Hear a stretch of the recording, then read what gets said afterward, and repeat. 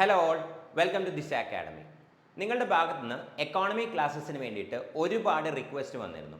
So അതുകൊണ്ട് തന്നെ നമ്മൾ ഇന്ന് മുതൽ നമ്മുടെ എക്കോണമി സെഷൻസ് സ്റ്റാർട്ട് ചെയ്യുകയാണ്.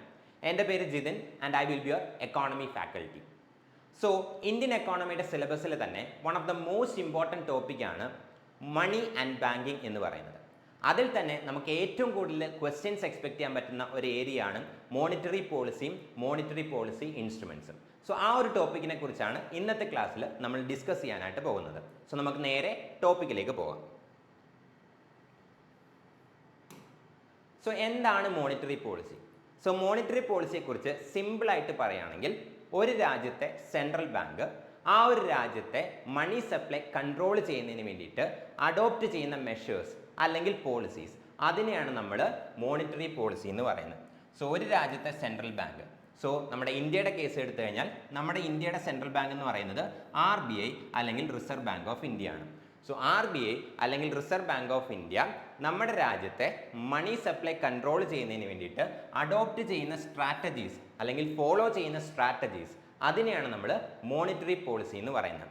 ഇനി എന്തിനു വേണ്ടിയിട്ടാണ് RBI മണി സപ്ലൈ കൺട്രോൾ ചെയ്യുന്നത്? സോ എന്തിനു വേണ്ടിയിട്ടാണ് RBI മണി സപ്ലൈ കൺട്രോൾ ചെയ്യുന്നതെന്ന് ചോദിച്ചു കഴിഞ്ഞാൽ മെയിൻലി 3 കാര്യങ്ങൾക്കാണ്. ഒന്ന്, ഇൻഫ്ലേഷൻ കൺട്രോൾ ചെയ്യുക. സോ എന്തിനാണ് RBI മണി സപ്ലൈ കൺട്രോൾ ചെയ്യുന്നതെന്ന് ചോദിച്ചു കഴിഞ്ഞാൽ മെയിനായിട്ട് 3 കാര്യങ്ങൾക്കാണ്. ഒന്ന്, ഇൻഫ്ലേഷൻ കൺട്രോൾ ചെയ്യുക. രണ്ടാമത്തത്, നമ്മുടെ രാജ്യത്ത് എക്കോണമിക് ഗ്രോത്ത് പ്രൊമോട്ട് ചെയ്യുക. അതായത് നമ്മുടെ എക്കോണമിയുടെ ഗ്രോത്തിനെ പ്രൊമോട്ട് ചെയ്യുക. മണി സപ്ലൈ കൺട്രോൾ ചെയ്യുന്നത് വഴി നമുക്ക് എന്ത് ചെയ്യാൻ പറ്റും? നമ്മുടെ രാജ്യത്തെ എക്കോണമിക് ഗ്രോത്ത് പ്രൊമോട്ട് ചെയ്യാനായിട്ട് സാധിക്കും. അതുകൂടാതെ എംപ്ലോയ്മെൻറ്റ് ജനറേറ്റ് ചെയ്യുക. അതായത് നമ്മുടെ രാജ്യത്ത് എംപ്ലോയ്മെൻറ്റ് ജനറേറ്റ് ചെയ്യുന്നതിന് വേണ്ടിയിട്ടും എന്ത് ചെയ്യാൻ സാധിക്കും? മണി സപ്ലൈ കൺട്രോൾ വഴി RBIക്ക് സാധിക്കും. സോ ഈ 3 ഒബ്ജക്റ്റീവ്സിന് വേണ്ടിയിട്ടാണ് മെയിൻലി RBI എന്ത് ചെയ്യുന്നത്? മണി സപ്ലൈ കൺട്രോൾ ചെയ്യുന്നത്. എന്തിനു വേണ്ടിയിട്ടാണ്? ഇൻഫ്ലേഷൻ കൺട്രോൾ ചെയ്യാൻ, അതുപോലെ തന്നെ എക്കണോമിക് ഗ്രോത്തിനെ പ്രൊമോട്ട് ചെയ്യാൻ, എംപ്ലോയ്മെൻറ്റ് ജനറേറ്റ് ചെയ്യാൻ. ഈ 3 ഒബ്ജക്റ്റീവ്സിന് വേണ്ടിയിട്ടാണ് മെയിൻലി RBI എന്ത് ചെയ്യുന്നത്? മോണിറ്ററി പോളിസി അഡോപ്റ്റ് ചെയ്യുന്നത്. സോ ഇത് 3ഉം എങ്ങനെ അറ്റൈൻ ചെയ്യും അല്ലെങ്കിൽ അച്ചീവ് ചെയ്യും എന്നുള്ളത് അതാത് ടോപ്പിക്സിൽ നമ്മൾ ഡീറ്റെയിൽഡ് ആയിട്ട് എന്ത് ചെയ്യും? ഡിസ്കസ് ചെയ്യും. ഇന്നത്തെ ടോപ്പിക് എന്ന് പറയുന്നത് സ്ട്രിക്ട്ലി മോണിറ്ററി പോളിസിയും മോണിറ്ററി പോളിസി ഇൻസ്ട്രുമെൻസും ബേസ് ചെയ്തിട്ടായിരിക്കും. സോ നമ്മൾ ഇതുവരെ ഡിസ്കസ് ചെയ്തതാണ് റിസർവ് ബാങ്ക് ഓഫ് ഇന്ത്യ ആണ് നമ്മുടെ രാജ്യത്തെ മോണിറ്ററി പോളിസി ഡിസൈഡ് ചെയ്യുന്നതെന്നാണ് നമ്മൾ ഇതുവരെ ഡിസ്കസ് ചെയ്തത്. അത് കുറച്ചും കൂടെ സ്പെസിഫിക് ആയിട്ട് പറയുകയാണെങ്കിൽ റിസർവ് ബാങ്ക് ഓഫ് ഇന്ത്യയുടെ തന്നെ ഒരു കമ്മിറ്റി ഉണ്ട്, മോണിറ്ററി പോളിസി കമ്മിറ്റി.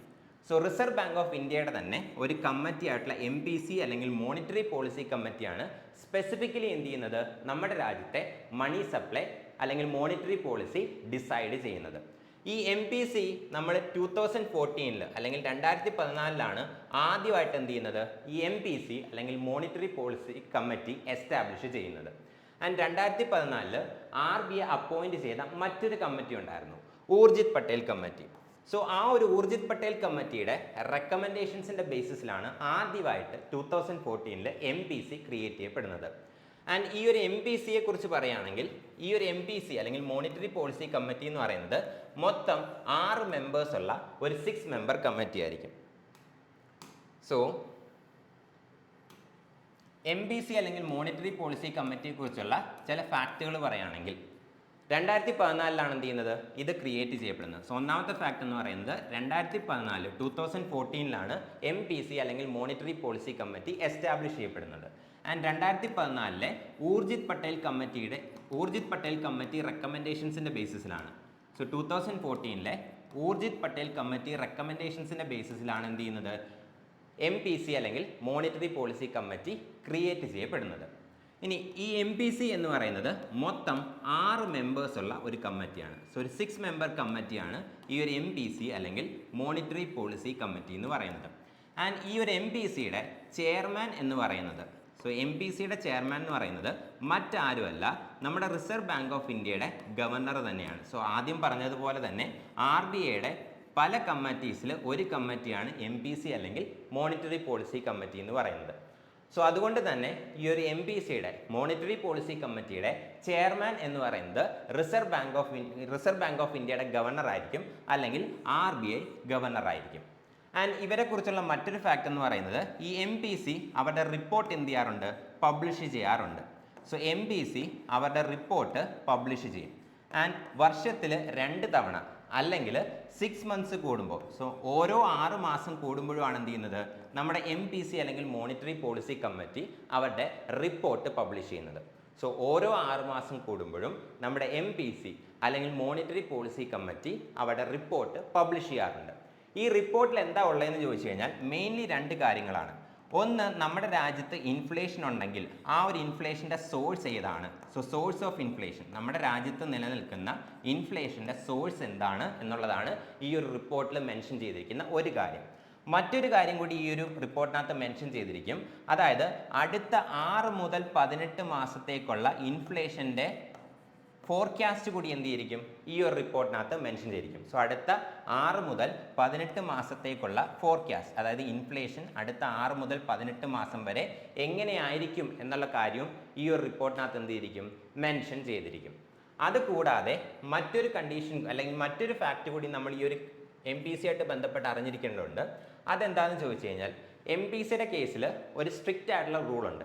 അതായത് MPC വർഷത്തിൽ അറ്റ്ലീസ്റ്റ് 4 തവണയെങ്കിലും എന്ത് ചെയ്തിരിക്കണം, മീറ്റ് ചെയ്തിരിക്കണം.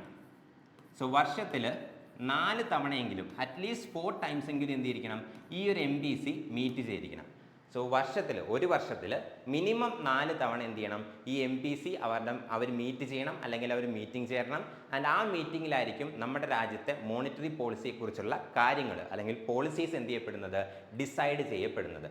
ഇത്രയാണ് MPCയെക്കുറിച്ച് നമ്മൾ അറിഞ്ഞിരിക്കേണ്ട മെയിൻ ആയിട്ടുള്ള കാര്യങ്ങൾ. സോ നോട്ട് ഡൗൺ ചെയ്തേക്കുക, ഇമ്പോർട്ടൻ്റ് ആണ്. എക്സാമിന് ഡയറക്റ്റ് ആയിട്ടുള്ള ക്വസ്റ്റ്യൻസ് എന്ത് ചെയ്യാൻ പറ്റും, എക്സ്പെക്ട് ചെയ്യാനായിട്ട് പറ്റും. സോ ഇത്രയാണ് MPCയെക്കുറിച്ച് നമ്മൾ അറിഞ്ഞിരിക്കേണ്ട ബേസിക് ആയിട്ടുള്ള ഫാക്റ്റുകൾ.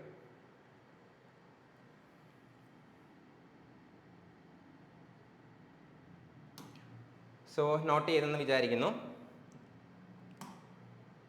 സോ അടുത്തത് types of monetary policy. So എന്താണ് അല്ലെങ്കിൽ ഏതൊക്കെയാണ് different types of monetary policy എന്നുള്ളതാണ് നമുക്ക് അടുത്തായിട്ട് അറിയേണ്ടത്. So 2 type of monetary policies ആണ് ഉള്ളത്. ഒന്ന് കോൺട്രാക്ഷണറി മോണിറ്ററി പോളിസിയും മറ്റൊന്ന് എക്സ്പാൻഷണറി മോണിറ്ററി പോളിസിയും.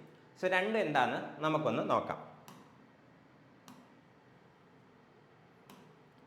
സോ സപ്പോസ് നമ്മുടെ രാജ്യത്ത് ഇൻഫ്ലേഷൻ നിലനിൽക്കുന്ന ഒരു ടൈമാണെന്ന് വിചാരിക്കുക. സോ നമ്മുടെ രാജ്യത്ത് എന്താണ്, ഇൻഫ്ലേഷനാണ് നടന്നുകൊണ്ടിരിക്കുന്നത്, അതായത് പണപ്പെരുപ്പമാണ് നമ്മുടെ രാജ്യത്ത് ഇപ്പോൾ ഉള്ളതെന്ന് വിചാരിക്കുക. സോ അങ്ങനൊരു കേസിൽ നമ്മുടെ റിസർവ് ബാങ്ക് ഓഫ് ഇന്ത്യ അല്ലെങ്കിൽ RBI അഡോപ്റ്റ് ചെയ്യുന്നത് കോൺട്രാക്ഷണറി മോണിറ്ററി പോളിസി ആയിരിക്കും. So 2 type of monetary policies ഉണ്ട്. കോൺട്രാക്ഷണറി മോണിറ്ററി പോളിസി ഉണ്ട്, എക്സ്പാൻഷണറി മോണിറ്ററി പോളിസി ഉണ്ട്.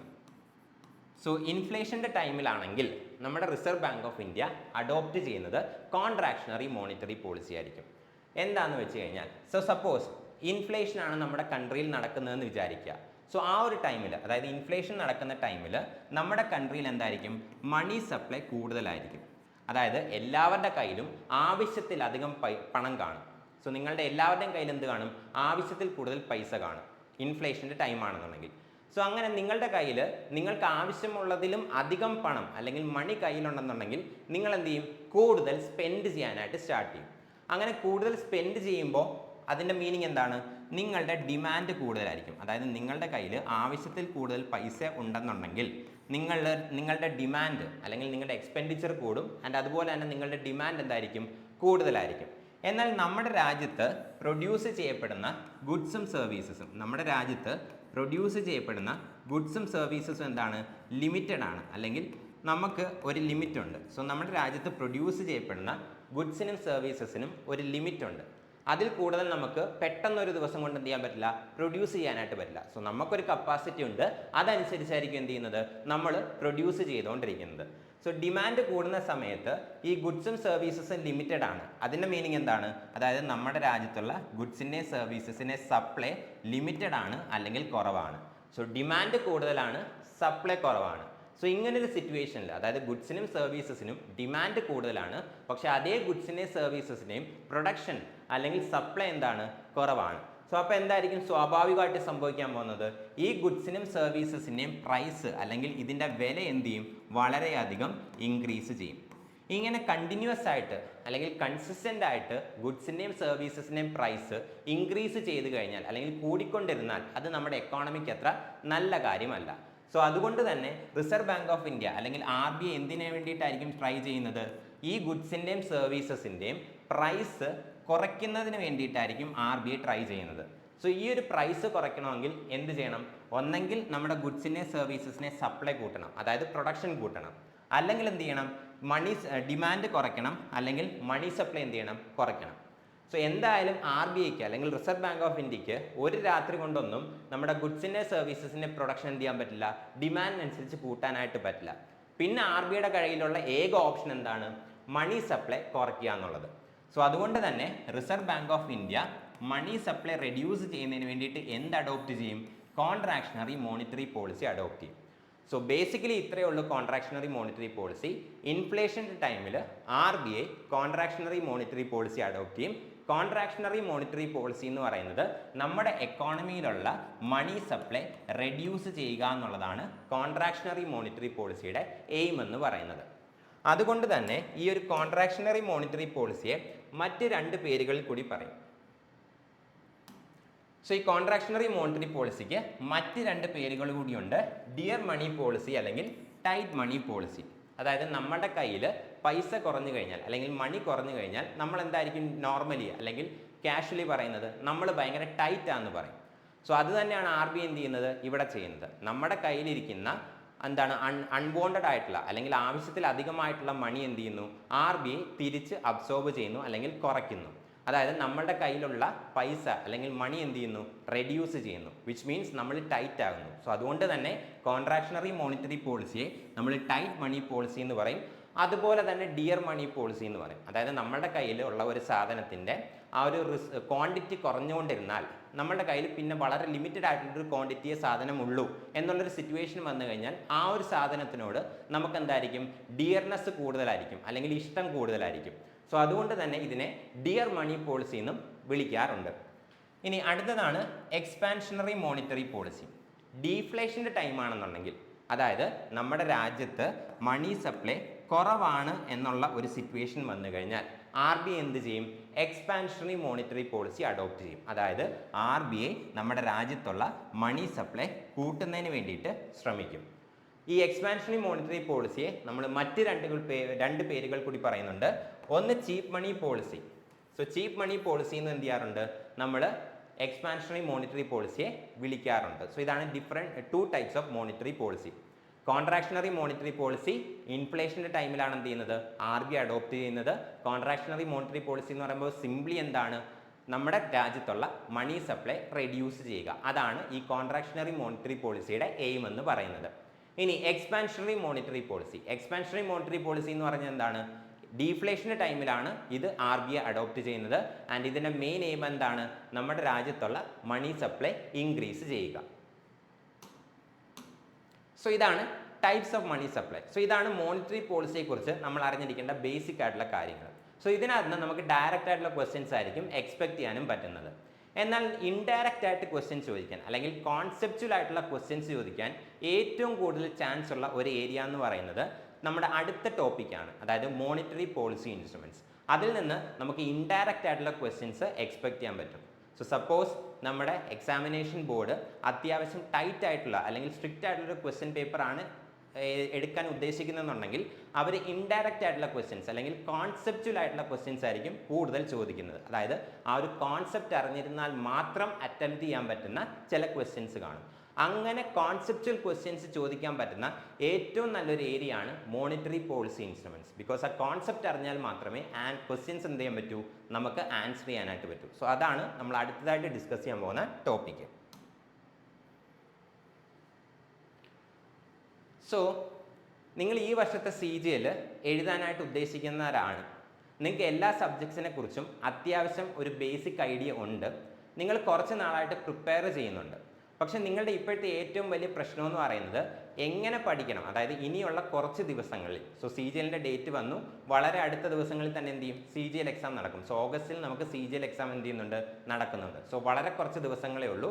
സോ അതുകൊണ്ട് തന്നെ ഇത്രയും കുറഞ്ഞ ടൈം കൊണ്ട് എങ്ങനെ പഠിക്കണം അല്ലെങ്കിൽ എന്തൊക്കെ ഫോക്കസ് ചെയ്ത് പഠിക്കണം എന്നാണ് നിങ്ങളുടെ ഡൗട്ട് അല്ലെങ്കിൽ കൺഫ്യൂഷൻ എന്നുണ്ടെന്നുണ്ടെങ്കിൽ നമ്മുടെ ദിശ അക്കാഡമി നിങ്ങൾക്ക് വേണ്ടിയിട്ട് അല്ലെങ്കിൽ റിപ്പീറ്റേഴ്സിന് വേണ്ടിയിട്ട് ഒരു 75 days റിപ്പീറ്റേഴ്സ് ബാച്ച് CGLന് വേണ്ടിയിട്ട് സ്റ്റാർട്ട് ചെയ്യുന്നുണ്ട്.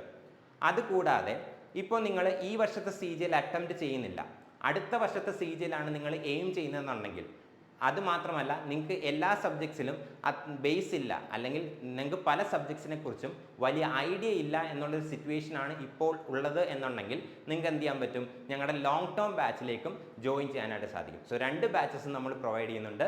ഇത്തവണത്തെ CGLന് വേണ്ടിയിട്ട് ഒരു ഷോർട്ട് ടേം ആയിട്ടുള്ള ഒരു 75 ഡേയ്സ് റിപ്പീറ്റേഴ്സ് ബാച്ചും, അതുകൂടാതെ അടുത്ത വർഷത്തെ CGLന് വേണ്ടിയിട്ട് ഒരു ലോങ് ടേം ബാച്ചും. സോ 2 ബാച്ചിനെ കുറിച്ചുള്ള ഫർദർ ഡീറ്റെയിൽസിന് വേണ്ടിയിട്ട് ഈ 2 നമ്പേഴ്സിൽ കോൺടാക്ട് ചെയ്തിരുന്നാൽ മതി.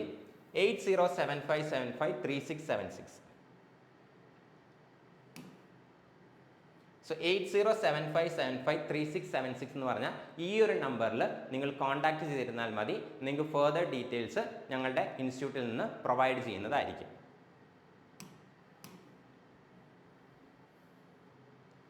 സോ നമുക്ക് അടുത്ത ടോപ്പിക്കിലേക്ക് പോകാം. സോ അടുത്ത ടോപ്പിക്കാണ് മോണിറ്ററി പോളിസി ഇൻസ്ട്രുമെൻറ്റ്.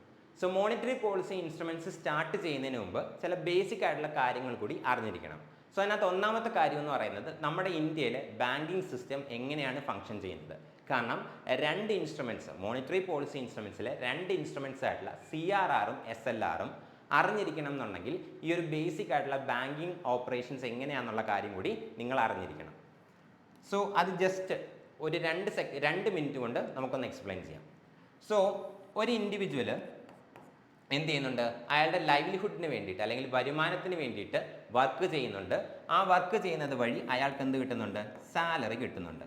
ഈ സാലറിയാണ് അയാളുടെ ഇൻകം എന്ന് പറയുന്നത്, അല്ലെങ്കിൽ വരുമാനം എന്ന് പറയുന്നത്.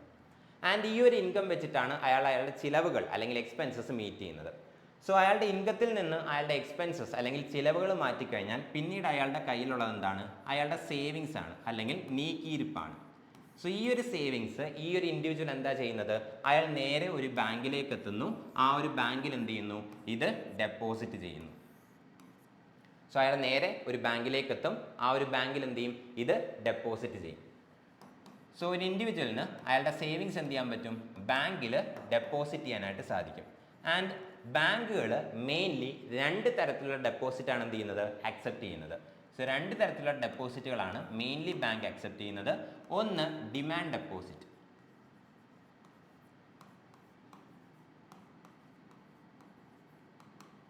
ആൻഡ് രണ്ടാമത്തത് time deposit.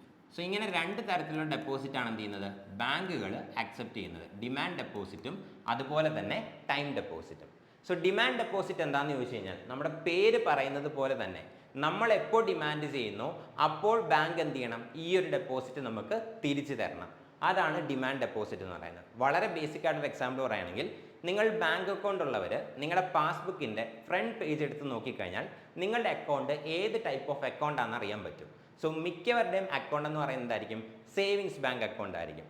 So savings bank അക്കൗണ്ടിൽ നിങ്ങൾ ഇടുന്ന പണം അല്ലെങ്കിൽ നിങ്ങൾ ഡെപ്പോസിറ്റ് ചെയ്യുന്ന പണം നിങ്ങൾക്ക് എന്ത് ചെയ്യാൻ പറ്റും, ചെക്ക് യൂസ് ചെയ്ത് വിഡ്രോ ചെയ്യാൻ പറ്റും, അല്ലെങ്കിൽ പിൻവലിക്കാനായിട്ട് പറ്റും. അല്ലെങ്കിൽ ATM കാർഡ് യൂസ് ചെയ്ത് ATMൽ നിന്ന് വിഡ്രോ ചെയ്യാം. അല്ലെങ്കിൽ എന്ത് ചെയ്യാം, മൊബൈൽ ബാങ്കിങ് ആപ്പ് വഴി ഓൺലൈൻ ട്രാൻസാക്ഷൻ നടത്താം. സോ ഇതെല്ലാം ചെയ്യുമ്പോൾ എന്താണ് നടക്കുന്നത്, ബാങ്കുകൾ ആ ഓൺ ദ സ്പോട്ടിൽ തന്നെ നമ്മുടെ ഡെപ്പോസിറ്റ് എന്ത് ചെയ്യുന്നുണ്ട്, നമുക്ക് റിട്ടേൺ ചെയ്യുന്നുണ്ട്. ഇങ്ങനെയുള്ള ഡെപ്പോസിറ്റുകളെയാണ് നമ്മൾ ഡിമാൻഡ് ഡെപ്പോസിറ്റ് എന്ന് പറയുന്നത്. നമ്മൾ എപ്പോൾ ഡിമാൻഡ് ചെയ്യുന്നോ അപ്പോൾ തന്നെ നമുക്ക് എന്ത് ചെയ്യണം, ഈ ഒരു ഡെപ്പോസിറ്റുകൾ തിരിച്ചു നൽകണം. ഇനി അടുത്ത ഡെപ്പോസിറ്റ് ആണ് time deposit. So time deposit എന്ന് പറയുമ്പോൾ ഒരു ഫിക്സഡ് ടൈമിലേക്കാണ് എന്ത് ചെയ്യുന്നത്, ഈ ഒരു ഡെപ്പോസിറ്റ് ബാങ്കുകൾ സ്വീകരിക്കുന്നത്. സോ അതുകൊണ്ട് തന്നെ ആ ഒരു ടൈം കഴിയാതെ നമുക്ക് ഈ ഡെപ്പോസിറ്റ് എന്ത് ചെയ്യില്ല, മടക്കി നൽകില്ല. സോ നിങ്ങൾക്ക് ഏറ്റവും എളുപ്പത്തിൽ റിലേറ്റ് ചെയ്യാൻ പറ്റുന്ന ഒരു കാര്യമാണ് FD അല്ലെങ്കിൽ ഫിക്സഡ് ഡെപ്പോസിറ്റ്. സോ FD അല്ലെങ്കിൽ ഫിക്സഡ് ഡെപ്പോസിറ്റ് എന്താണ് ചെയ്യുന്നത്, നിങ്ങളൊരു ലോങ് പീരീഡിലേക്ക്, ചിലപ്പോൾ 1 വർഷമാവാം, ചിലപ്പോൾ 5 വർഷമാവാം, ചിലപ്പോൾ 10 വർഷമാവാം ആയിരിക്കും എന്ത് ചെയ്യുന്നത്, ഡെപ്പോസിറ്റ് ചെയ്യുന്നത്. ആ ഒരു ടൈം പീരീഡ് കഴിയാതെ നമുക്ക് എന്ത് ചെയ്യാൻ പറ്റില്ല, ആ ഒരു ഡെപ്പോസിറ്റ് ബാങ്കിൻ്റെ കയ്യിൽ നിന്ന് തിരിച്ചു ചോദിക്കാനായിട്ട് സാധിക്കില്ല. അങ്ങനെ ചോദിച്ചു കഴിഞ്ഞാൽ നമുക്ക് കിട്ടുന്ന എന്തായിരിക്കും, ഇൻട്രസ്റ്റ് കുറവായിരിക്കും, അല്ലെങ്കിൽ നമ്മൾ പെനാൽറ്റി അടയ്ക്കേണ്ട സിറ്റുവേഷൻസ് വരും. സോ അങ്ങനത്തെ ഉള്ള ഡെപ്പോസിറ്റ് ആണ് ടൈം ഡെപ്പോസിറ്റ്. സോ ഇങ്ങനെ 2 രീതിയിൽ എന്ത് ചെയ്യാം, ബാങ്കുകൾക്ക് ഡെപ്പോസിറ്റ് അക്സെപ്റ്റ് ചെയ്യാം. ഇങ്ങനെ ബാങ്കുകൾ അക്സെപ്റ്റ് ചെയ്യുന്ന ഡെപ്പോസിറ്റ്, സോ നമ്മൾ ഇൻഡിവിജ്വൽസ് നമ്മൾ ഏൺ ചെയ്ത സാലറിയിൽ നിന്ന് നമ്മളുടെ എക്സ്പെൻസസ് അല്ലെങ്കിൽ ചിലവുകൾ കഴിഞ്ഞ് ബാക്കിയുള്ള നമ്മുടെ സേവിങ്സ് എന്ത് ചെയ്യുന്നു, ബാങ്കിൽ ഡെപ്പോസിറ്റ് ചെയ്യുന്നു. അത് ഡിമാൻഡ് ഡെപ്പോസിറ്റ് ആവാം, ടൈം ഡെപ്പോസിറ്റ് ആവാം. ഇങ്ങനെ കിട്ടുന്ന ഡെപ്പോസിറ്റുകൾ ബാങ്ക് എന്താ ചെയ്യുന്നതെന്ന് വെച്ച് കഴിഞ്ഞാൽ, ലോൺ ആവശ്യമുള്ളവർ അല്ലെങ്കിൽ എന്തെങ്കിലും ആവശ്യത്തിന് ബിസിനസ് സ്റ്റാർട്ട് ചെയ്യാനാവാം, അല്ലെങ്കിൽ മറ്റെന്തെങ്കിലും ആവശ്യമാവാം. സോ അങ്ങനെ ആവശ്യമുള്ളവർക്ക്, അതായത് ബോറോവേഴ്സിന് എന്ത് ചെയ്യുന്നുണ്ട്, ലോൺ ആയിട്ട് കൊടുക്കുന്നുണ്ട്. സോ ലോൺ ആവശ്യമുള്ളവർക്ക് അല്ലെങ്കിൽ ഫണ്ട് ആവശ്യമുള്ളവർക്ക് ബാങ്കുകൾ അവർക്ക് കിട്ടുന്ന ഈ ഡെപ്പോസിറ്റ് എന്ത് ചെയ്യും, ലോൺ ആയിട്ട് പ്രൊവൈഡ് ചെയ്യും. ഇങ്ങനെ ലോൺ വാങ്ങുന്ന ബോറോവേഴ്സ് ബാങ്കിന് എന്ത് ചെയ്യുന്നുണ്ട്, മാസാമാസം തിരിച്ച് ഇൻട്രസ്റ്റ് അല്ലെങ്കിൽ പലിശ കൊടുക്കുന്നുണ്ട്. ഇങ്ങനെ കിട്ടുന്ന ഈ ഒരു ഇൻട്രസ്റ്റ് ആണ് എന്ത്, ബാങ്കിൻ്റെ പ്രോഫിറ്റ് എന്ന് പറയുന്നത്. ആൻഡ് ഈ ഒരു പ്രോഫിറ്റിൻ്റെ ബേസിസിലാണ് എന്ത് ചെയ്യുന്നത്, ബാങ്കുകൾ ഫങ്ഷൻ ചെയ്യുന്നത് അല്ലെങ്കിൽ ബാങ്കുകൾ റൺ ചെയ്യുന്നത്. സോ ഇതാണ് ബേസിക് ആയിട്ട് ഒരു ബാങ്ക് ഫങ്ഷൻ ചെയ്യുന്ന മെത്തേഡ് എന്ന് പറയുന്നത്. സോ ഇനി നമുക്ക് നേരെ മോണിറ്ററി പോളിസി ഇൻസ്ട്രുമെൻറ്റ്സിലേക്ക് പോകാം. സോ മോണിറ്ററി പോളിസി ഇൻസ്ട്രുമെൻറ്റ്സ് എന്ന് പറയുമ്പോൾ നമ്മുടെ റിസർവ് ബാങ്ക് ഓഫ് ഇന്ത്യ അല്ലെങ്കിൽ RBI നമ്മുടെ രാജ്യത്തുള്ള മണി സപ്ലൈ കൺട്രോൾ ചെയ്യുന്നതിന് വേണ്ടിയിട്ട് ചില സ്ട്രാറ്റജീസ് അല്ലെങ്കിൽ പോളിസീസ് ഫോളോ ചെയ്യുന്നുണ്ടെന്ന് പറഞ്ഞു. ഇങ്ങനെ മണി സപ്ലൈ കൺട്രോൾ ചെയ്യുന്നതിന് വേണ്ടിയിട്ട് റിസർവ് ബാങ്ക് ഓഫ് ഇന്ത്യ ചില ടൂൾസ് യൂസ് ചെയ്യുന്നുണ്ട്. സോ ടൂൾസ് എന്ന് പറയുന്നത് ബേസിക്കലി എന്താണ്, ചില ഇൻട്രസ്റ്റ് റേറ്റുകളും ചില റിസർവ് റേഷ്യോസും, ഇതാണ് ടൂൾസ് എന്നുകൊണ്ട് മീൻ ചെയ്യുന്നത്. ചില റിസർവ് റേഷ്യോസും ഇതാണ് നമ്മൾ ടൂൾസ് എന്നതുകൊണ്ട് മീൻ ചെയ്യുന്നത്, അല്ലാതെ ഫിസിക്കലായിട്ടുള്ള ടൂൾസ് അല്ല. ചില ഇൻട്രസ്റ്റ് റേറ്റുകളും ചില റിസർവ് റേഷ്യോസും ഇങ്ങനത്തുള്ള ടൂൾസ് ആണ് എന്ത് ചെയ്യുന്നത്, RBI മണി സപ്ലൈ കൺട്രോൾ ചെയ്യുന്നതിന് വേണ്ടിയിട്ട് യൂസ് ചെയ്യുന്നത്. സോ ഇനി നമുക്ക് മോണിറ്ററി പോളിസി ടൂൾസിനെ മെയിൻലി രണ്ടായിട്ട് ക്ലാസിഫൈ ചെയ്യാം. ഇത് നോട്ട് ഡൗൺ ചെയ്തോണം, ഈ ക്ലാസിഫിക്കേഷൻ ഇമ്പോർട്ടൻ്റ് ആണ്. സോ നോട്ട് ഡൗൺ ചെയ്യുക.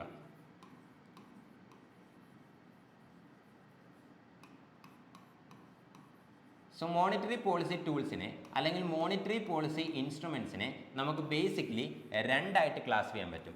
ക്വാണ്ടിറ്റേറ്റീവ് ടൂൾസ് എന്നും അതുപോലെ തന്നെ ക്വാളിറ്റേറ്റീവ് ടൂൾസ് എന്നും. സോ ക്വാണ്ടിറ്റേറ്റീവ് ടൂൾസ് എന്നും അതുപോലെ തന്നെ ക്വാളിറ്റേറ്റീവ് ടൂൾസ് എന്നും എന്ത് ചെയ്യാൻ പറ്റും, നമുക്ക് ബേസിക്കലി രണ്ടായിട്ട് ക്ലാസിഫൈ ചെയ്യാനായിട്ട് പറ്റും. ക്വാണ്ടിറ്റേറ്റീവ് ടൂൾസ് എന്ന് പറയുമ്പോൾ ബേസിക്കലി ഇത്രയേ ഉള്ളൂ, അത് നമ്മുടെ എൻ്റയർ ഫൈനാൻഷ്യൽ സിസ്റ്റത്തിനും ആപ്ലിക്കബിൾ ആയിരിക്കും. ക്വാളിറ്റേറ്റീവ് ടൂൾസ് എന്ന് പറയുമ്പോൾ ചില സ്പെസിഫിക് ആയിട്ടുള്ള ഇൻസ്റ്റിറ്റ്യൂഷൻസിന് അല്ലെങ്കിൽ ചില സ്പെസിഫിക് ആയിട്ടുള്ള സെക്ഷൻസിന് മാത്രമായിരിക്കും ആപ്ലിക്കബിൾ ആയിട്ട് വരുന്നത്. ഇനി ക്വാണ്ടിറ്റേറ്റീവ് ടൂൾസിൽ എന്തൊക്കെ വരുമെന്ന് ചോദിച്ചു കഴിഞ്ഞാൽ CRR അല്ലെങ്കിൽ ക്യാഷ് റിസർവ് റേഷ്യോ, SLR അല്ലെങ്കിൽ statutory liquidity ratio, bank rate. So CRR, SLR, bank rate, repo, reverse repo,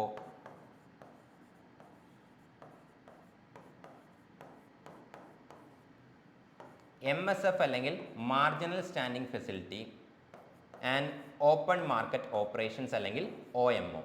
so CRR അല്ലെങ്കിൽ ക്യാഷ് റിസർവ് റേഷ്യോ, SLR അല്ലെങ്കിൽ statutory liquidity ratio, bank rate, repo അല്ലെങ്കിൽ repurchase option, reverse repo അല്ലെങ്കിൽ reverse repurchase option, then MSF അല്ലെങ്കിൽ marginal standing facility, അതുകൂടാതെ OMO അല്ലെങ്കിൽ open market operations. ഇതെല്ലാമാണ് നമ്മുടെ quantitative tools. ഇനി ക്വാളിറ്റേറ്റീവ് ടൂൾസിലേക്ക് വന്നു കഴിഞ്ഞാൽ margin requirement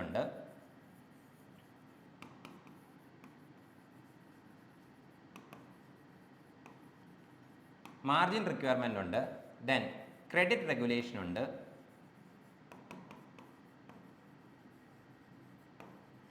so margin requirement, credit regulation, moral suasion, ഇങ്ങനത്തുള്ള ചില ടൂൾസാണ് ക്വാളിറ്റേറ്റീവ് ടൂൾസിനകത്ത് ഇൻക്ലൂഡഡ് ആയിരിക്കുന്നത്. സോ ഈ രണ്ട് ടൂൾസും രണ്ട് ക്ലാസിഫിക്കേഷനും നമ്മൾ ബേസിക്കലി അറിഞ്ഞിരിക്കണം. കാരണം പ്രീവിയസ് ഇയേഴ്സിൽ 4 ഓപ്ഷൻസ് തന്നിട്ട് ഇതിനകത്ത് ഏതാണ് ക്വാളിറ്റേറ്റീവ് ടൂൾ അല്ലെങ്കിൽ ഏതാണ് ക്വാണ്ടിറ്റേറ്റീവ് ടൂൾ എന്നുള്ള രീതിയിൽ ക്വസ്റ്റ്യൻസ് വന്നിട്ടുണ്ട്. സോ ഈ ടൂൾസ് ഏതൊക്കെയാണ് അല്ലെങ്കിൽ ക്ലാസിഫിക്കേഷൻ ഏതൊക്കെയാണെന്നുള്ളത് അറിഞ്ഞിരിക്കണം. ബേസിക്കലി ക്വാണ്ടിറ്റേറ്റീവ് ഏതൊക്കെയാണ്, ക്വാളിറ്റേറ്റീവ് ഏതൊക്കെയാണ്. സോ ഇതിൽ തന്നെ നമുക്ക് ക്വാളിറ്റേറ്റീവിൻ്റെ സെക്ഷൻ നോക്കിക്കഴിഞ്ഞാൽ ഇവിടെ നിന്ന് കിട്ടുന്ന ക്വസ്റ്റ്യൻസ് എല്ലാം ഡയറക്റ്റ് ആയിട്ടുള്ള ക്വസ്റ്റ്യൻസ് ആയിരിക്കും. അതായത് ഇതെന്താണെന്ന് മാത്രം നമ്മൾ ബേസിക്കലി അറിഞ്ഞിരുന്നാൽ മതി, അതിൻ്റെ ഫങ്ഷനിങ്ങിനെ കുറിച്ച് നമ്മൾ അറിഞ്ഞിരിക്കേണ്ട ആവശ്യമില്ല. എന്നാൽ ക്വാണ്ടിറ്റേറ്റീവ് ടൂൾസ് എടുത്തു കഴിഞ്ഞാൽ ഇവിടെ നിന്നാണ് നമുക്ക് കോൺസെപ്ച്വൽ ക്വസ്റ്റ്യൻസ് കിട്ടാനുള്ള ഏറ്റവും കൂടുതൽ പോസിബിലിറ്റി. അതായത് ഇത്രയും ടൂൾസ് വെച്ചിട്ട് എങ്ങനെയാണ് മണി സപ്ലൈ കൺട്രോൾ ചെയ്യുന്നതെന്നുള്ള കാര്യത്തിൽ നിന്ന് കോൺസെപ്റ്റുവലായിട്ട് ക്വസ്റ്റ്യൻസ് നമുക്ക് എന്ത് ചെയ്യാൻ പറ്റും, എക്സ്പെക്ട് ചെയ്യാനായിട്ട് പറ്റും. സോ അതുകൊണ്ട് തന്നെ ഇത് നമ്മൾ എന്ത് ചെയ്യണം, ഡീറ്റെയിൽഡ് ആയിട്ട് തന്നെ ഡിസ്കസ് ചെയ്യണം. സോ ഈ ഒരു സെക്ഷൻ ക്വാണ്ടിറ്റേറ്റീവ് ടൂൾസ് നമ്മൾ ഡീറ്റെയിൽഡ് ആയിട്ട് തന്നെ എന്ത് ചെയ്യണം, ഡിസ്കസ് ചെയ്യേണ്ട ആവശ്യമുണ്ട്.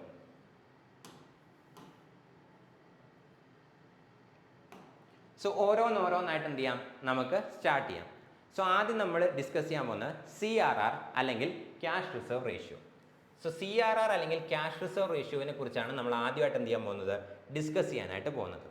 സോ എന്താണ് CRR അല്ലെങ്കിൽ ക്യാഷ് റിസർവ് റേഷ്യോ എന്ന് വെച്ച് കഴിഞ്ഞാൽ, ഒരു ബാങ്ക് അവർക്ക് കിട്ടുന്ന total deposit. So total deposit എന്ന് പറയുമ്പോൾ തൊട്ട് മുന്നേ നമ്മൾ എന്ത് ചെയ്തായിരുന്നു, ബാങ്കിങ്ങിൻ്റെ ബേസിക് ആയിട്ടുള്ള ചില കാര്യങ്ങൾ പഠിച്ചിരുന്നു.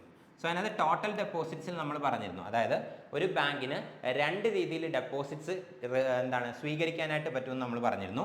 അതായത് ഡിമാൻഡ് ഡെപ്പോസിറ്റ്സും അതുപോലെ തന്നെ ടൈം ഡെപ്പോസിറ്റും. സോ ഡിമാൻഡ് ഡെപ്പോസിറ്റ് എന്നും ടൈം ഡെപ്പോസിറ്റ് എന്നും പറഞ്ഞ് രണ്ട് രീതിയിൽ ഡെപ്പോസിറ്റ് സ്വീകരിക്കാൻ പറ്റുമെന്ന് നമ്മൾ നേരത്തെ പറഞ്ഞിരുന്നു. സോ ഒരു ബാങ്കിൻ്റെ ടോട്ടൽ ഡെപ്പോസിറ്റ്സ് എന്ന് പറയുന്നത് demand deposits plus time deposits ആണ് ഒരു ബാങ്കിൻ്റെ ടോട്ടൽ ഡെപ്പോസിറ്റ് എന്ന് പറയുന്നത്. സോ ഒരു ബാങ്ക് എന്ന് പറയുന്നത് ഷെഡ്യൂൾഡ് കൊമേഴ്ഷ്യൽ ബാങ്ക്.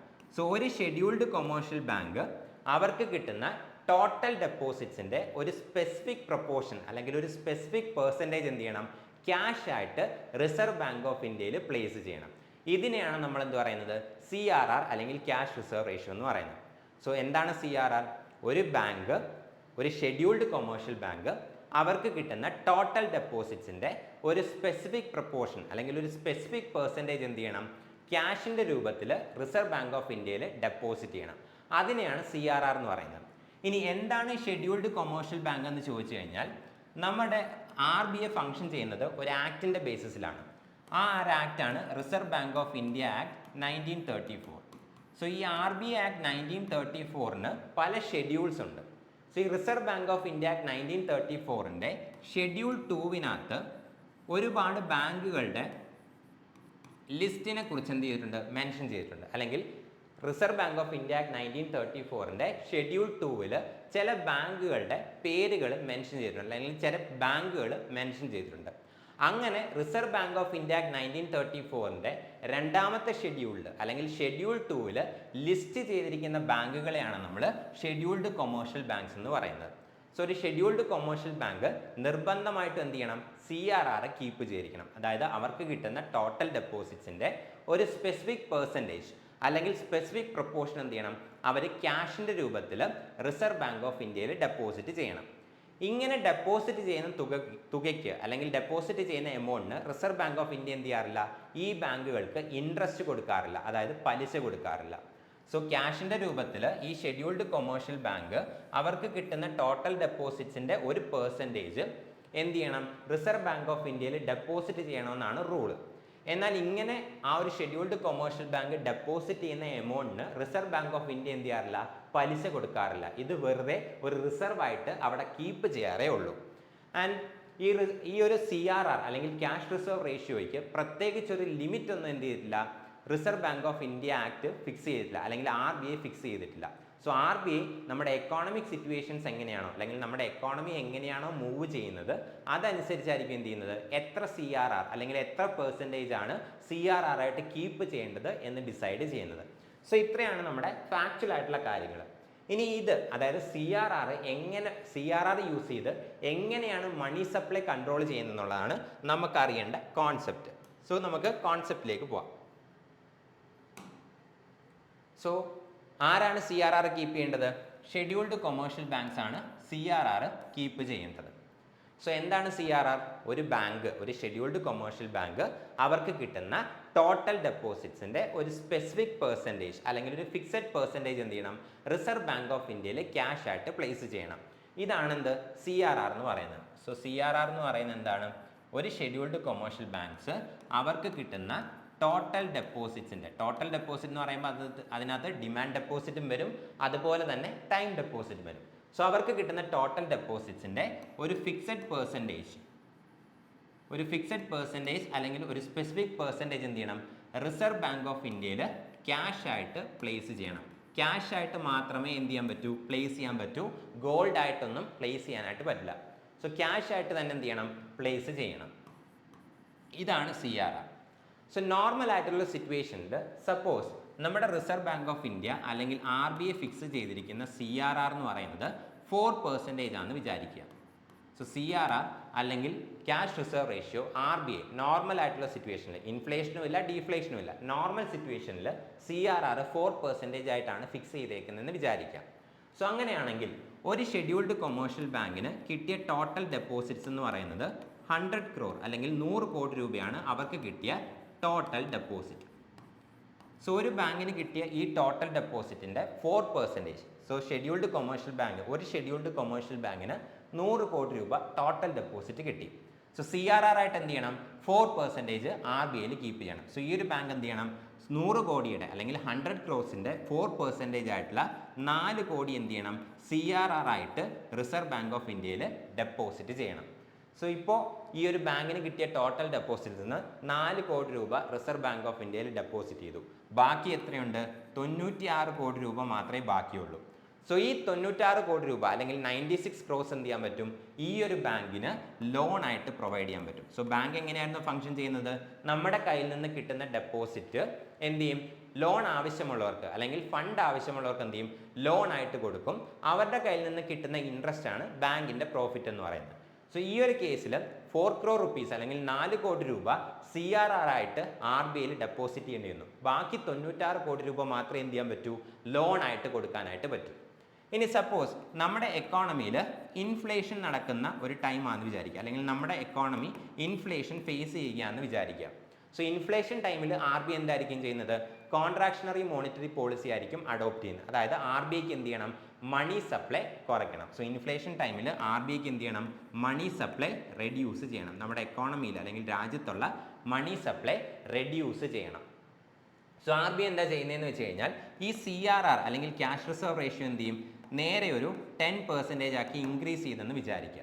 സോ അങ്ങനെയാണെങ്കിൽ നേരത്തെ 100 കോടി രൂപ ടോട്ടൽ ഡെപ്പോസിറ്റ് എന്നൊരു ബാങ്ക് ഇപ്പോൾ CRR ആയിട്ട് എന്ത് ചെയ്യേണ്ടി വരും? അതിൻ്റെ 10%, അതായത് 100 crore rupees ടോട്ടൽ ഡെപ്പോസിറ്റ് കിട്ടിയ ഒരു ബാങ്ക് CRR ആയിട്ട് 10% അല്ലെങ്കിൽ 10% കീപ്പ് ചെയ്യണമെന്ന് പറഞ്ഞാൽ 10 കോടി രൂപ CRR ആയിട്ട് എന്ത് ചെയ്യണം?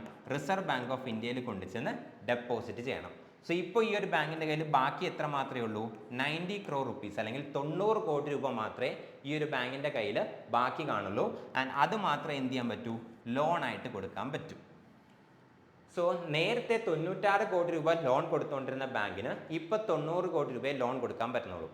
സോ ഈ ലോൺ കൊടുക്കുമ്പോൾ ബാങ്ക് ലോൺ കൊടുക്കുന്നു എന്നുള്ളതുകൊണ്ട് മീൻ ചെയ്യുന്നത് എന്താണ്? ഈ ഒരു ലോൺ എമൗണ്ട് ആരാണോ ലോൺ മേടിക്കുന്നത് അയാൾ, സപ്പോസ് ഒരു ബിസിനസ് സ്റ്റാർട്ട് ചെയ്യുന്നതിന് വേണ്ടിയിട്ടാണ് ഒരാൾ ലോൺ മേടിച്ചിരിക്കുന്നത്. സോ അയാൾ എന്ത് ചെയ്യും?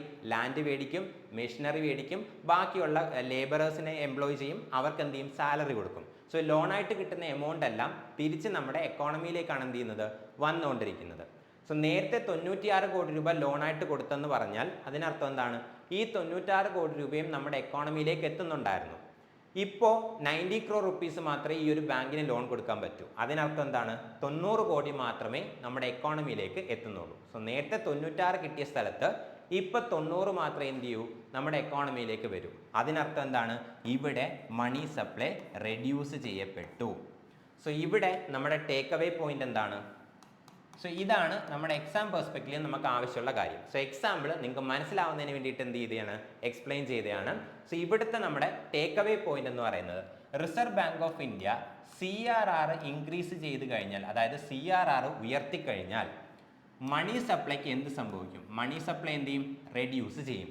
എങ്ങനെയാണ് റെഡ്യൂസ് ചെയ്യുന്നതെന്നുള്ളത് എക്സാമ്പിൾ വെച്ചിട്ട് എന്ത് ചെയ്തു? നമ്മളിപ്പോൾ എക്സ്പ്ലെയിൻ ചെയ്തു. ഇനി സപ്പോസ് ഡീഫ്ലേഷൻ്റെ ടൈമാണ്. സോ ഡീഫ്ലേഷൻ്റെ ടൈമിൽ reserve Bank of India adopt ചെയ്യുന്ന പോളിസി എന്തായിരിക്കും? എക്സ്പാൻഷണറി മോണിറ്ററി പോളിസി ആയിരിക്കും. അതായത് മണി സപ്ലൈ എന്ത് ചെയ്യുക? ഇൻക്രീസ് ചെയ്യുക. So reserve Bank of India ചെയ്യാൻ പോകുന്ന കാര്യം എന്തായിരിക്കും? CRR എന്ത് ചെയ്യും? ഒരു 1% ആക്കി. അതായത് നേരത്തെ 4% ആയിരുന്നു. സോ ഇവിടെ ഐഡിയൽ കേസിൽ 4% ആയിരുന്ന CRR എന്ത് ചെയ്യും? RBI 1% ആക്കി റെഡ്യൂസ് ചെയ്യും. അങ്ങനെയാണെങ്കിൽ 100 കോടി രൂപ ടോട്ടൽ ഡെപ്പോസിറ്റ് കിട്ടിയ ഒരു ബാങ്ക് 1 കോടി രൂപ മാത്രം എന്ത് ചെയ്താൽ മതി? CRR ആയിട്ട് റിസർവ് ബാങ്ക് ഓഫ് ഇന്ത്യയിൽ ഡെപ്പോസിറ്റ് ചെയ്താൽ മതി. അതിനർത്ഥം 99 കോടി രൂപ എന്ത് ചെയ്യാൻ പറ്റും? അവർക്ക് ലോൺ ആയിട്ട് കൊടുക്കാൻ പറ്റും. സോ നേരത്തെ 96, അതായത് ഐഡിയൽ കേസിൽ 96 കോടി രൂപ ലോൺ കൊടുത്തുകൊണ്ടിരുന്ന ഒരു ബാങ്കിന് ഇപ്പോൾ 99 കോടി രൂപ ലോൺ കൊടുക്കാൻ പറ്റും. അതായത് അഡീഷണൽ ആയിട്ടുള്ള എമൗണ്ട് എന്ത് ചെയ്യുന്നു? നമ്മുടെ എക്കോണമിയിലേക്ക് വരുന്നു. അതിനർത്ഥം എന്താണ്? ഈ ഒരു കേസിൽ മണി സപ്ലൈ ഇൻക്രീസ് ചെയ്യുകയാണ് ചെയ്യുന്നത്. സോ ഈ ഒരു കേസിൽ മണി സപ്ലൈ ഇൻക്രീസ് ചെയ്യുകയാണ് ചെയ്യുന്നത്. സോ ഇവിടുത്തെ നമ്മുടെ ടേക്ക് അവേ പോയിന്റ് എന്താണ്? റിസർവ് ബാങ്ക് ഓഫ് ഇന്ത്യ അല്ലെങ്കിൽ RBI CRR റെഡ്യൂസ് ചെയ്ത് കഴിഞ്ഞാൽ അല്ലെങ്കിൽ CRR കുറച്ച് കഴിഞ്ഞാൽ മണി സപ്ലൈക്ക് എന്ത് സംഭവിക്കും? മണി സപ്ലൈ ഇൻക്രീസ് ചെയ്യും. സോ ഇതാണ് നമ്മുടെ take away point. So CRR അല്ലെങ്കിൽ ക്യാഷ് റിസർവ് റേഷ്യോ ഇൻക്രീസ് ചെയ്ത് കഴിഞ്ഞാൽ മണി സപ്ലൈ എന്ത് ചെയ്യും? റെഡ്യൂസ് ചെയ്യും. സോ CRR ഇൻക്രീസ് ചെയ്തു, മണി സപ്ലൈ എന്ത് ചെയ്തു? റെഡ്യൂസ് ചെയ്തു. ആൻഡ് CRR ഡിക്രീസ് ചെയ്ത് കഴിഞ്ഞാൽ മണി സപ്ലൈ എന്ത് ചെയ്യും? ഇൻക്രീസ് ചെയ്യും. സോ ഇതാണ് എക്സാം പെർസ്പെക്റ്റീവിൽ നമ്മുടെ കോൺസെപ്റ്റുവലായിട്ടുള്ള ടേക്ക് അവേ പോയിന്റ് എന്ന് പറയുന്നത്. എക്സാമ്പിൾ നിങ്ങൾ നോട്ട് ഡൗൺ ചെയ്യുക, നിങ്ങളുടെ അണ്ടർസ്റ്റാൻഡിങ്ങിന് വേണ്ടി മാത്രം. ഈ 2 പോയിന്റ്സ് മാത്രമാണ് നമുക്ക് എക്സാം പെർസ്പെക്റ്റീവിൽ ഇമ്പോർട്ടൻ്റ് ആയിട്ടുള്ളത്. CRR കൂട്ടിയാൽ മണി സപ്ലൈക്ക് എന്ത് സംഭവിക്കും? CRR കുറച്ചാൽ മണി സപ്ലൈക്ക് എന്ത് സംഭവിക്കും? സോ എക്സാമ്പിൾ നിങ്ങളുടെ അണ്ടർസ്റ്റാൻഡിങ്ങിന് വേണ്ടിയിട്ടാണ് നോട്ട് ഡൗൺ ചെയ്തേക്കുക.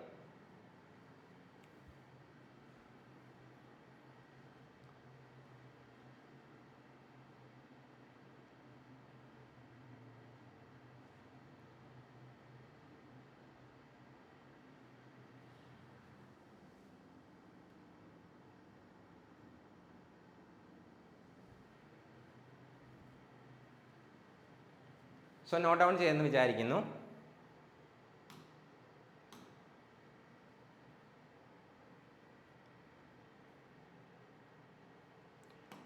സോ അടുത്ത നമ്മുടെ ടോപ്പിക്കാണ് അല്ലെങ്കിൽ അടുത്ത ഇൻസ്ട്രുമെന്റ്, അടുത്ത മോണിറ്ററി പോളിസി ടൂൾ അല്ലെങ്കിൽ മോണിറ്ററി പോളിസി ഇൻസ്ട്രുമെന്റ് ആണ് SLR അല്ലെങ്കിൽ statutory liquidity ratio. So SLR അല്ലെങ്കിൽ സ്റ്റാറ്റ്യൂട്ടറി ലിക്വിഡിറ്റി റേഷ്യോ ആണ് നമ്മുടെ അടുത്ത ഇൻസ്ട്രുമെന്റ് എന്ന് പറയുന്നത്. സോ എന്താണ് SLR അല്ലെങ്കിൽ statutory liquidity ratio? So CRR പോലെ തന്നെ SLR എന്താണ്? ഒരു റിസർവ് റേഷ്യോ ആണ്. അതായത് ഒരു ഷെഡ്യൂൾഡ് കൊമേഴ്ഷ്യൽ ബാങ്ക്. സോ എന്താണ് scheduled commercial bank? Reserve Bank of India 1934ന്റെ 2ാമത്തെ ഷെഡ്യൂളിൽ ലിസ്റ്റ് ചെയ്തിരിക്കുന്ന ബാങ്കുകളാണ് ഷെഡ്യൂൾഡ് കൊമേഴ്ഷ്യൽ ബാങ്ക്. സോ ഒരു ഷെഡ്യൂൾഡ് കൊമേഴ്ഷ്യൽ ബാങ്ക് അവർക്ക് കിട്ടുന്ന ടോട്ടൽ ഡെപ്പോസിറ്റ്സിന്റെ, ടോട്ടൽ ഡെപ്പോസിറ്റ്സ് എന്ന് പറയുമ്പോൾ demand deposits plus time deposits. So ആ ഒരു ടോട്ടൽ ഡെപ്പോസിറ്റ്സിന്റെ ഒരു ഫിക്സഡ് പെർസെൻറ്റേജ് അല്ലെങ്കിൽ സ്പെസിഫിക് പെർസെൻറ്റേജ് എന്ത് ചെയ്യണം? അവരുടെ കയ്യിൽ തന്നെ. സോ CRRന്റെ കേസിൽ എന്തായിരുന്നു? ആ ഒരു എമൗണ്ട് റിസർവ് ബാങ്ക് ഓഫ് ഇന്ത്യയിൽ ഡെപ്പോസിറ്റ് ചെയ്യണമായിരുന്നു. സോ SLRന്റെ കേസിൽ ഒരു ഷെഡ്യൂൾഡ് കൊമേഴ്ഷ്യൽ ബാങ്ക് അവർക്ക് കിട്ടുന്ന ടോട്ടൽ ഡെപ്പോസിറ്റിന്റെ ഒരു ഫിക്സഡ് പെർസെൻറ്റേജ് അവരുടെ കയ്യിൽ തന്നെ എന്ത് ചെയ്യണം? കീപ്പ് ചെയ്യണം. ഇതിനെയാണ് SLR എന്ന് പറയുന്നത്. സോ ഒരു ഷെഡ്യൂൾഡ് കൊമേഴ്ഷ്യൽ ബാങ്ക് അവർക്ക് കിട്ടുന്ന ടോട്ടൽ ബാങ്ക് ഡെപ്പോസിറ്റ്സിന്റെ, ടോട്ടൽ ബാങ്ക് ഡെപ്പോസിറ്റ്സ് എന്ന് പറയുമ്പോൾ demand deposits plus time deposits, അതിൻ്റെ ഒരു സ്പെസിഫൈഡ് പെർസെൻറ്റേജ് അവരുടെ കയ്യിൽ തന്നെ എന്ത് ചെയ്യണം? കീപ്പ് ചെയ്യണം. അതാത് ബാങ്കുകളിൽ എന്ത് ചെയ്യണം? കീപ്പ് ചെയ്യണം. അതിനെയാണ് CRR എന്ന് പറയുന്നത്, സോറി SLR എന്ന് പറയുന്നത്. ഇനി CRRന്റെ കേസ് എടുത്തു കഴിഞ്ഞാൽ CRR ക്യാഷ് ആയിട്ട് മാത്രമേ എന്ത് ചെയ്യാൻ പറ്റൂ? റിസർവ് ബാങ്ക് ഓഫ് ഇന്ത്യയിൽ ഡെപ്പോസിറ്റ് ചെയ്യാൻ പറ്റുള്ളൂ എന്നാണ് നമ്മൾ കുറച്ച് മുന്നേ ഡിസ്കസ് ചെയ്തത്. എന്നാൽ SLR അതാത് ബാങ്കുകൾക്ക് എന്ത് ചെയ്യാം? ക്യാഷ് ആയിട്ട് കീപ്പ് ചെയ്യാം, ഗോൾഡ് ആയിട്ട് കീപ്പ് ചെയ്യാം, അല്ലെങ്കിൽ ഗവൺമെന്റ് സെക്യൂരിറ്റീസ് ആയിട്ട് എന്ത് ചെയ്യാൻ പറ്റും? കീപ്പ് ചെയ്യാൻ പറ്റും. സോ ക്യാഷ് ആയിട്ട് കീപ്പ് ചെയ്യാം, ഗോൾഡ് ആയിട്ട് കീപ്പ് ചെയ്യാം, അതുപോലെ തന്നെ SLR സെക്യൂരിറ്റീസ്, അതായത് ഗവൺമെന്റ് ബോൺസ്, ട്രഷറി ബിൽസ്, അങ്ങനെയുള്ള ഗവൺമെന്റ് സെക്യൂരിറ്റീസ് ആയിട്ട് എന്ത് ചെയ്യാൻ പറ്റും? കീപ്പ് ചെയ്യാനായിട്ട് പറ്റും. അല്ലെങ്കിൽ ഇതിന്റെ കോമ്പിനേഷൻ ആയിട്ട് കുറച്ച് ഗോൾഡ്, കുറച്ച് ക്യാഷ്, കുറച്ച് ഗവൺമെന്റ് സെക്യൂരിറ്റീസ്, ഏത് കോമ്പിനേഷനിൽ വേണമെങ്കിലും എന്ത് ചെയ്യാൻ പറ്റും? അതാത് ബാങ്കുകൾക്ക് കീപ്പ് ചെയ്യാൻ പറ്റും. ഇനി ഈ ഒരു SLR കീപ്പ് ചെയ്യുന്നതിന്റെ മെയിൻ ആയിട്ടുള്ള ഉദ്ദേശം എന്താണെന്ന് ചോദിച്ചു കഴിഞ്ഞാൽ, ഒരു ബാങ്കിന്റെ day to day activities manage ചെയ്യുന്നതിന് വേണ്ടിയിട്ട് നമ്മൾ ഡിമാൻഡ് ഡെപ്പോസിറ്റ് ആയിട്ട് പൈസ ഡെപ്പോസിറ്റ് ചെയ്തവർക്ക് അവർ തിരിച്ചു ചോദിക്കുമ്പോൾ റിട്ടേൺ ചെയ്യുന്നതിന് വേണ്ടിയിട്ടും ബാങ്ക് കീപ്പ് ചെയ്യേണ്ട റിസർവ് ആണെന്ത്? SLR അല്ലെങ്കിൽ സ്റ്റാറ്റ്യൂട്ടറി ലിക്വിഡിറ്റി റേഷ്യോ. അതായത് നിങ്ങൾ ഡെപ്പോസിറ്റ് ചെയ്ത്, നിങ്ങൾ ഡിമാൻഡ് ഡെപ്പോസിറ്റ് ആയിട്ട് അല്ലെങ്കിൽ സേവിങ്സ് ബാങ്ക് അക്കൗണ്ടിൽ ഇട്ടിരിക്കുന്ന തുക നിങ്ങൾ ആവശ്യപ്പെടുമ്പോൾ നിങ്ങൾക്ക് റിട്ടേൺ ചെയ്യണമെങ്കിൽ ബാങ്കിന്റെ കയ്യിൽ എന്ത് വേണം? കുറച്ച് തുക വേണം. എല്ലാം കൂടി ലോൺ കൊടുത്തു കഴിഞ്ഞാൽ ബാങ്കിന്റെ കയ്യിൽ എന്ത് കാണില്ല? പിന്നീട് ഒന്നും കാണില്ല. സോ അതിന് വേണ്ടിയിട്ടാണ് എന്ത് ചെയ്യുന്നത്? SLR അല്ലെങ്കിൽ സ്റ്റാറ്റ്യൂട്ടറി ലിക്വിഡിറ്റി റേഷ്യോ കീപ്പ് ചെയ്യുന്നത്. ഇനി ഈ ഒരു SLRന്റെ റേഞ്ച് എന്ത് ചെയ്തിട്ടുണ്ട്? RBI ഓൾറെഡി പ്രിസ്ക്രൈബ് ചെയ്തിട്ടുണ്ട്. അതായത് 0%നും 40%നും ഇടയിലായിരിക്കും എന്ത് ചെയ്യുന്നത്? RBI അല്ലെങ്കിൽ Reserve Bank of India SLR keep ചെയ്യുന്നത്. സോ ഓൾറെഡി എന്ത് ചെയ്തിട്ടുണ്ട്? റിസർവ് ബാങ്ക് ഓഫ് ഇന്ത്യ ഒരു റേഞ്ച് ഫിക്സ് ചെയ്തിട്ടുണ്ട്. അതായത് റിസർവ് ബാങ്ക് ഓഫ് ഇന്ത്യ നമ്മുടെ എക്കോണമിയുടെ സിറ്റുവേഷൻ എങ്ങനെയാണോ അതിനനുസരിച്ച് ഈ ഒരു 0%നും 40%നും ഇടയിലായിട്ടായിരിക്കും എന്ത് ചെയ്യുന്നത്? SLR ഫിക്സ് ചെയ്യുന്നത്. ഇനി ഇതെങ്ങനെയാണ് മണി സപ്ലൈ കൺട്രോൾ ചെയ്യുന്നതെന്ന് നോക്കാം.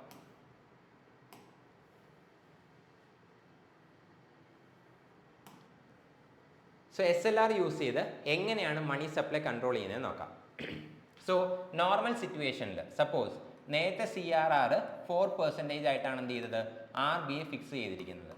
സോ നമ്മൾ CRR പഠിച്ചത് കൊണ്ട് തന്നെ CRR കൂടി എന്ത് ചെയ്യുന്നു, നമ്മൾ ഇതിനകത്ത് ഇൻക്ലൂഡ് ചെയ്തിട്ടാണ് എന്ത് ചെയ്യുന്നത്, നമ്മൾ എക്സാമ്പിൾ വെച്ചിട്ട് എക്സ്പ്ലെയിൻ ചെയ്യാനായിട്ട് പോകുന്നത്.